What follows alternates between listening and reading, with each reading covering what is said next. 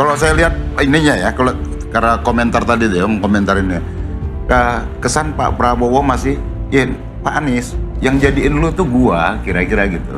Masih ada merasa superioritas terhadap Pak Anies sebagai gubernur pada saat itu. Maka manggilnya Nis kan gitu ya. Nadanya Beda terhadap Pak Ganjar, Mas Ganjar, Pak Ganjar. Dan kemudian kan kita bukan anak kecil. Dari mulai gesture, dari mulai nada suara dan sebagainya beda banget sama ke Mas Ganjar. Terus dibawa joget tadi itu kan jadi udah berapa kali joget Pak Jokowi? Dua atau tiga kali.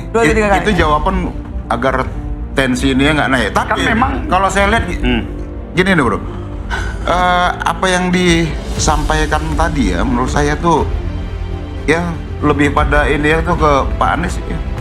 Gua nih pernah atasan lu, kira-kira gitu. Gua pernah berjasa buat lu. Calon Presiden nomor urut 1 Anies Baswedan sempat diserang calon Presiden nomor urut 2 Prabowo Subianto dalam salah satu sesi debat perdana Capres-Capres di kantor KPU. Bermula saat Anies membeberkan pandangannya terkait partai politik sebagai pilar demokrasi. Demokrasi minimal ada minimal tiga nih. Satu adalah adanya kebebasan berbicara. Yang kedua, adanya oposisi yang bebas untuk mengkritik pemerintah dan menjadi penyeimbang pemerintah. Yang ketiga, adanya proses pemilu, proses pilpres yang netral, yang transparan, jujur, adil. 3. Dan kalau kita saksikan akhir-akhir ini, 2 ini mengalami problem. Kita menyaksikan bagaimana kebebasan berbicara menurun, termasuk mengkritik partai politik. Dan angka demokrasi kita menurun, indeks demokrasi kita. Bahkan pasal-pasal yang memberikan kewenangan untuk digunakan secara karet kepada pengkritik, misalnya Undang-Undang ITE atau pasal 14-15 Undang-Undang Nomor 1 tahun 1946, itu semua membuat kebebasan berbicara menjadi terganggu. Menurutnya, rakyat dibuat tidak percaya dengan demokrasi, kebebasan berbicara, dan adanya oposisi. Indeks demokrasi Indonesia sangat menurun, bahkan pasal-pasal karet digunakan pada pengkritik. Kedua, oposisi minim. Bisakah pemilu diselenggarakan dengan netralitas?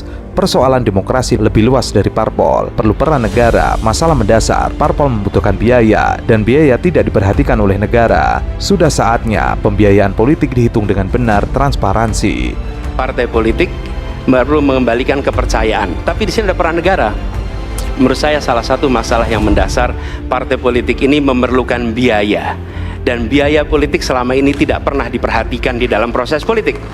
Untuk kampanye, untuk operasional partai, semua ada biayanya. Sudah saatnya pembiayaan politik itu dihitung dengan benar, ada transparansi, sehingga rakyat pun melihat ini institusi yang bisa dipertanggungjawabkan. Jadi salah satu reformnya adalah reform pembiayaan politik oleh partai politik. Salah satu reformnya adalah pembiayaan politik bagi partainya. Selanjutnya, jawaban Anies ini mendapatkan sangan keras dari Capres nomor 2 Prabowo Subianto. Prabowo Subianto menyebut Anies berlebihan, sebab kalau indeks demokrasi menurun tidak mungkin Capres dari Koalisi Perubahan itu menjadi Gubernur DKI Jakarta. Saya berpendapat Mas Anies ini agak berlebihan.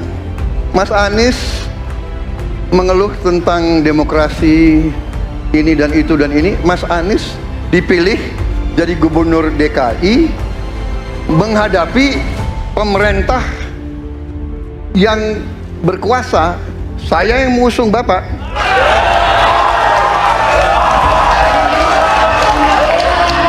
Kalau demokrasi kita tidak berjalan, tidak mungkin Anda jadi gubernur.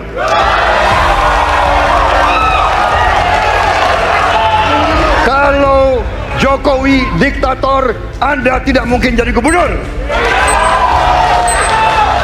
Saya waktu itu oposisi, Mas Anies. Anda ke rumah saya, kita oposisi, Anda terpilih. Mas Anies, saya berpendapat Anda agak berlebihan, mengeluh demokrasi ini dan itu. Anda dipilih menjadi Gubernur DKI Jakarta menghadapi pemerintah. Saya mengusung Bapak, kalau demokrasi tidak berjalan, tidak mungkin Anda menjadi gubernur. Kalau Jokowi diktator, Anda tidak mungkin jadi gubernur. Waktu itu Anda oposisi, Anda terpilih. Namun, serangan Prabowo ini kemudian dijawab oleh Anies. Menurut Anies, ketika menghadapi proses demokrasi, pemerintah dan oposisi sama-sama terhormat. Oposisi menghadirkan pandangan dan perspektif berbeda, tapi tidak semua orang tahan untuk oposisi. Ketika kita menghadapi sebuah proses demokrasi, di situ ada pemerintah dan ada oposisi. Dua-duanya sama terhormat. Dan ketika proses pengambilan keputusan itu dilakukan, bila ada oposisi, maka selalu ada pandangan perspektif berbeda yang membuat masyarakat bisa menilai. Karena itu oposisi itu penting dan sama-sama terhormat. Sayangnya tidak semua orang tahan untuk berada menjadi oposisi. Oke? Seperti sampaikan Pak Prabowo tidak tahan untuk menjadi oposisi. Apa yang terjadi? Beliau sendiri menyampaikan bahwa tidak berada dalam kekuasaan membuat tidak bisa berbisnis, tidak bisa berusaha. Karena itu harus berada dalam kekuasaan. Kekuasaan lebih dari soal bisnis, kekuasaan lebih dari soal uang, kekuasaan soal kehormatan untuk menjalankan kedaulatan rakyat. Pak Prabowo tidak tahan terhadap oposisi. Beliau menyampaikan di luar kekuasaan tidak bisa berbisnis. Kekuasaan lebih dari sekedar bisnis uang, tapi kehormatan untuk menjalankan kedaulatan rakyat. Sontak saja, pernyataan Anies membuat heboh lantaran langsung membuat penonton bersorak-sorai hingga bergemuruh. Sementara itu, politisi PDIP Masinton Pasaribu, ia mengomentari pernyataan Prabowo kepada Anies Baswedan. Ia menganggap bahwa Prabowo merasa masih superior terhadap Anies Baswedan. Merasa superioritas terhadap Pak Anies sebagai gubernur pada saat itu. Maka manggilnya Nis kan gitu ya. Nadanya Beda terhadap Pak Ganjar, Mas Ganjar, Pak Ganjar gitu. Dan kemudian kan kita bukan anak kecil. Kan bukan anak kecil. Dari sementara mulai gesture, dari mulai nada suara dan sebagainya beda banget sama Mas Ganjar kan ke Mas Ganjar. Terus dibawa joget tadi itu kan Jadi udah berapa kali joget Pak Jokowi? Tiga kali. Dua atau tiga kali. Itu jawaban agar tensi ini nggak naik. Tapi kan memang kalau saya lihat gini nih bro, apa yang disampaikan tadi ya menurut saya tuh ya lebih pada ini ya tuh ke Pak Anies ya. Gua nih pernah atasan lu kira-kira gitu. Gua pernah berjasa buat